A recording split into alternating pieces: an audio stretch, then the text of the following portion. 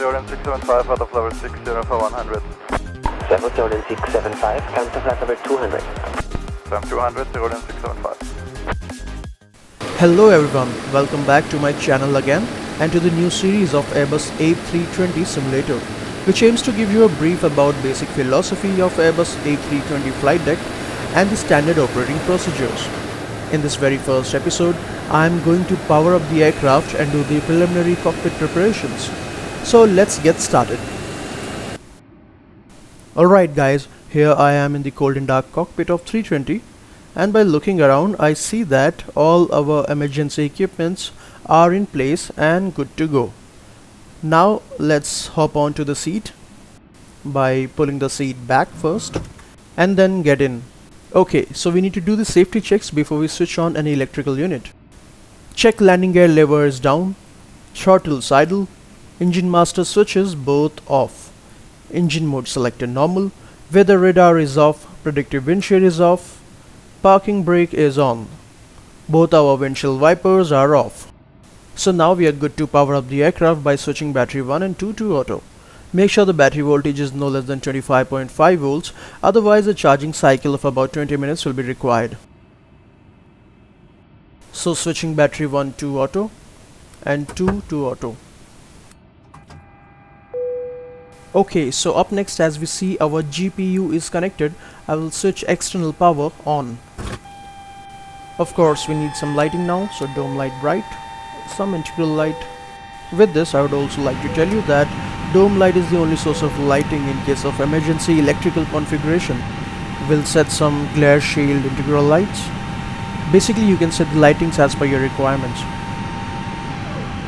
Alright guys, now as we see on our display units, our onboard computers are live and doing self-tests. Well, during the power up, flight management guidance system, flight control unit and flight warning computers runs through various internal tests. We shall allow enough time for the test to complete, which is about I guess 3 minutes according to the Airbus. So let's just give it some time.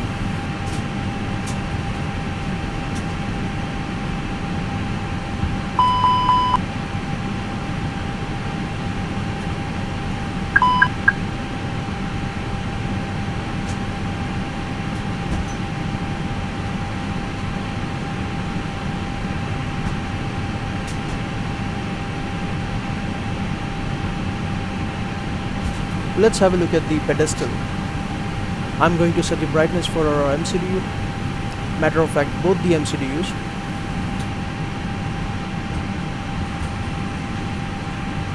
Then I'll switch on RMP1 and RMP2.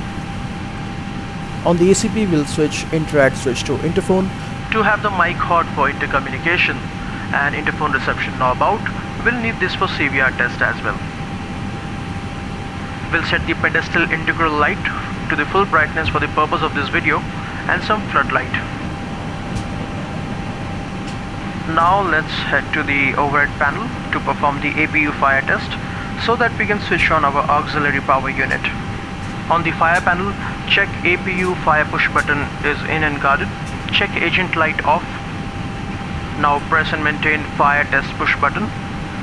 Check agent script discharge light, fire push light, Apu fire warning on ECAM with CRC, and we get master warning indication if we have AC power available.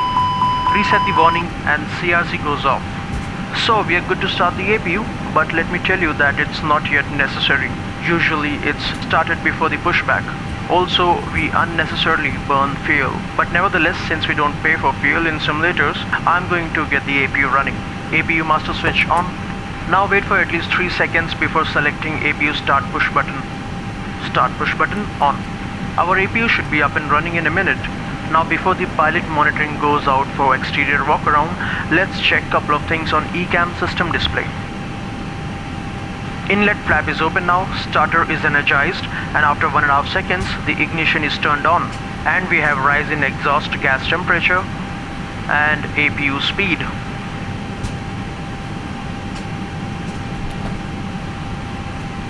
Okay, first off, I'm going to press the recall push button for 3 seconds to recall any cancelled or cleared warnings from the last flight and the current ones.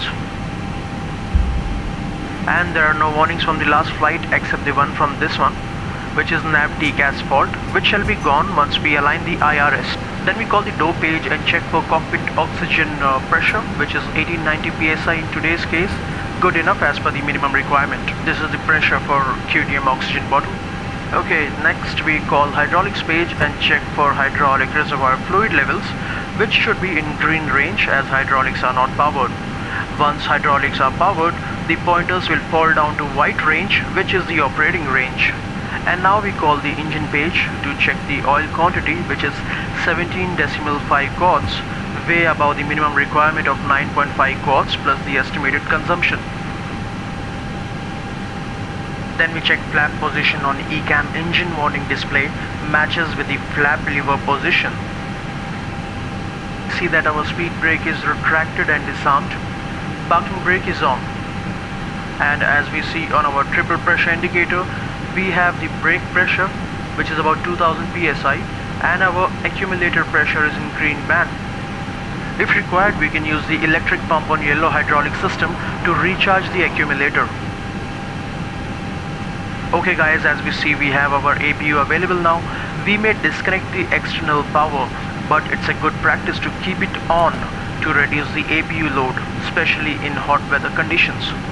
Now let's switch on the APU bleed for the air conditioning and water system.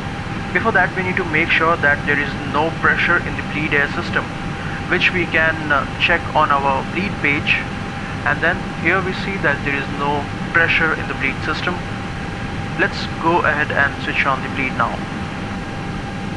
Cross bleed on auto, APU bleed on. Pack 1 on.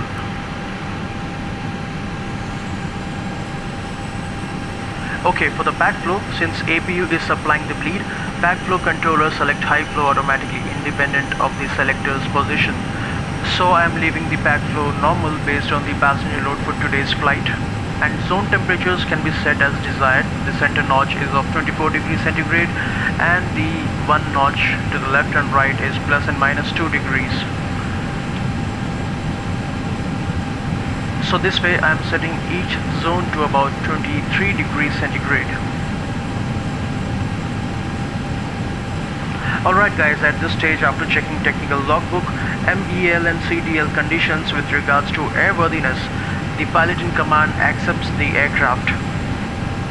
Okay guys, supposedly we have checked our emergency equipments as in the list you see, which includes life jackets, crash axe, smoke hoods, fire extinguishers, flashlights, escape ropes, and the QDM will check after the completion of cockpit preparation. And we also need to check the rain repellent quantity. The bottle is located right behind the captain's seat. There's a window there and we can see through the pressure gauge indicator. And we need to ensure that we have 3 gear pins stored on board in the compartment somewhere here. Alright guys, that was all for the first episode of A320 Simulator series on the power up and preliminary cockpit preparations. Hope you liked the video, and if you do not forget to like, subscribe, share the video with those who would be interested and support the channel. The next episode on the standard operating procedures will be posted really soon. Hit the bell icon for the instant notification. Thank you for watching and see you until the next time.